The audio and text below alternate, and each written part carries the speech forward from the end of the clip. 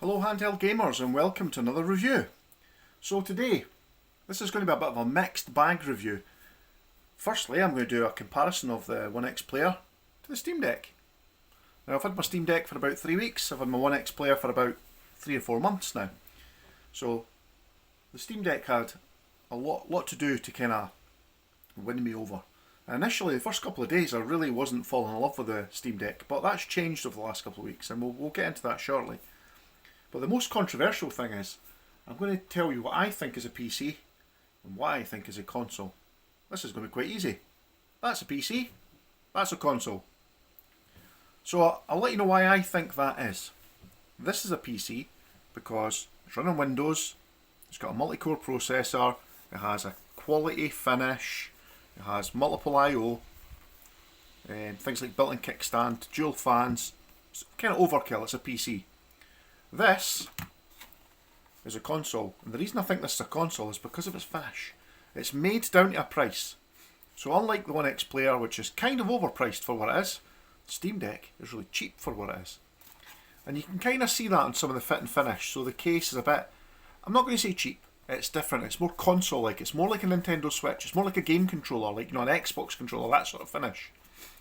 It has got a lower resolution screen, it's a smaller screen, it's a compromise. It's much thinner. It's got hardly any I/O. It's only got one USB-C, and that's your lot. It also has the tailored OS, SteamOS 2.0. Is it 2.0? 3.0, sorry. So it has SteamOS, and this has Windows. And what I think Valve have done, and a really good job of this, is they've made an OS that feels, to most people, people that don't want a mod, they can pick this up. They can install games quite easily from their Steam library, and away they go. It has in-game profiles. The updates that have came out in the last few months for the Steam Deck have been phenomenal. They've really made the device accessible to many. PC, on the other hand, you may have to do quite a lot of tweaking to get what you want out of it. So, this is an interesting comparison because I've done quite a lot of game tests on the OneXPlayer. And my plan was, I knew I had a Steam Deck coming eventually. When that arrived, I was going to run the same tests on the Steam Deck and then do a little comparison between the two devices. However, this game came out, Stray, just earlier in the month, or earlier last month. And I liked the look of it. I thought, this is a game I could get into. So I just recently purchased it, put it on the OneXPlayer. Didn't have a lot of luck with it. Although it's a small game to install, it doesn't have a lot of graphical settings. It really taxes the OneXPlayer. So I didn't hold up much hope for the Steam Deck, so I installed it in the Steam Deck too, and boy, were my misconceptions blown. It runs amazing on the Steam Deck.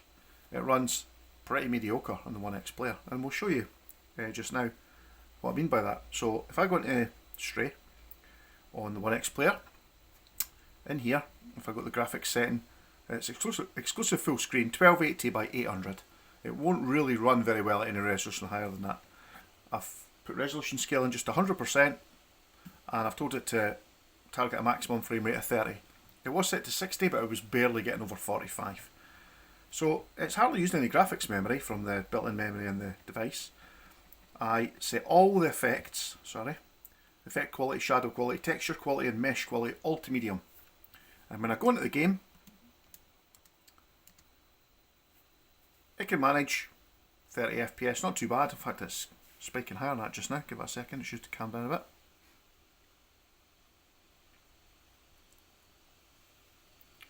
And you'll see here the CPU utilisation, that's hard to say when you're trying to say it quickly, is easily over 20 watts. So even just ticking along, I've got the turbo button on, I'm running a balanced profile. That was the only way I could get a nice stable 30 FPS out of it. So it's flying through power. And that's just the CPU that's pulling 20 watts. So if I was to go into straight on the Steam Deck, again, there's no option to change the resolution on the Steam Deck for some reason. Resolution scale set to 100, I've put maximum frame rate 30.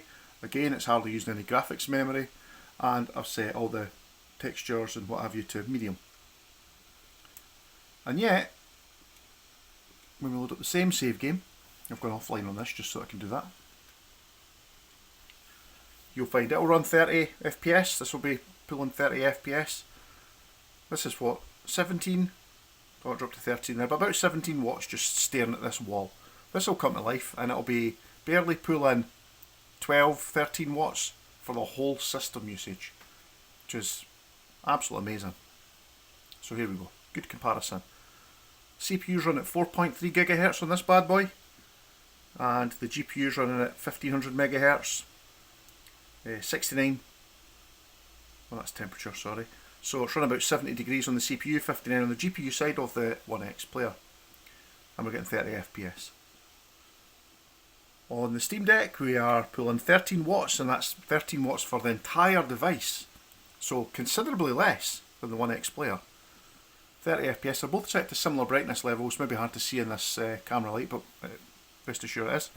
And CPU and GPU temperatures are both sitting about 60 to 65. So, if I move around a bit, you'll see that on the OneXPlayer, that gameplay looks, it's a really nice looking game, I have to say. I love the fact you can do all the things a cat would do, such as clawing at the furniture. And yeah, I think it runs really well. In fact, I've put in about an hour on this. After about an hour and 20 minutes, my battery was almost depleted. That was starting at about 80% to start with. On the SteamDeck, I've not put in quite as much time, but it just seems to last forever. So as we can see here, you know, maybe go similar place on the SteamDeck. So as you can see, really stable at 30 FPS. And if you can hear any noise there in the background, that's the fans from the OneXPlayer. I mean, it's going at full speed fans at the moment, and there's quite a hot vent coming out of the top of this.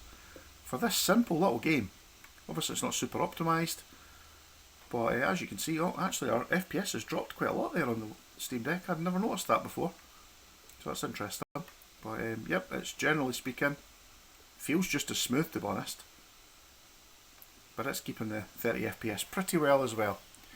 What I will say though is, they both look really good. I'll try and compare this a bit better to the camera. But just look at the difference in screen size. I mean, you maybe can't see that so well in the camera, but on the SteamDeck it really feels like you're looking through a letterbox, and on the OneXPlayer it just feels like you're looking at a really big full-size screen. So that's really the biggest shortfall I have. Personal feeling is that the SteamDeck could do with a slightly bigger screen. I mean, when you compare the two devices side by side, the SteamDeck is as big as the OneXPlayer. In fact, it's slightly wider, I would say, by a few millimetres, but it's not as tall. And just a little bit extra height would have been great. I mean, there's like huge bezels around the screen.